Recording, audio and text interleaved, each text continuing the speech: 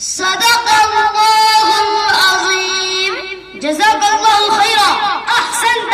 هل حفظت الحديث يا صديقي؟ نعم حفظت 40 حديثا. هل تستطيع أن تسمع حديثا؟ نعم إن شاء الله أنا أستطيع.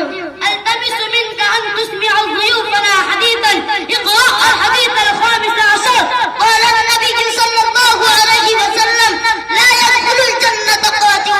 رسول اللہ صلی اللہ علیہ وسلم نے ارشاد فرمایا رشتہ توڑنے والا جنت میں نہیں جائے گا. الثالث عشر. قال النبي صلى الله عليه وسلم: لا يحل لمؤمن ان يأكل أخاه فوق 3 ليال. رسول اللہ صلی اللہ علیہ وسلم نے ارشاد فرمایا کسی مومن کے لیے جائز نہیں کہ وہ اپنے مسلمان بھائی سے 3 دن سے زیادہ قطع تعلق رکھے. الحدیث الرابع. قال النبي صلى الله عليه وسلم: احب الصلاة الى الله صلاة داؤد واحب الصيام الى الله صيام داؤد. رسول اللہ صلی اللہ علیہ وسلم نے ارشاد فرمایا اللہ کو داؤد علیہ السلام کی نماز اور ان کا روزہ سب سے زیادہ پسند ہے. الثالث. قال النبي صلى الله عليه وسلم: خيركم من تعلم القرآن وعلمه. رسول اللہ صلی اللہ علیہ وسلم نے ارشاد فرمایا تم میں سب سے بہترین شخص وہ ہے جو قرآن سیکھے اور سکھائے. التاسع. قال النبي صلى الله عليه وسلم: خير الصدقة ما كان عن ذلك من أبدى بمن تعول.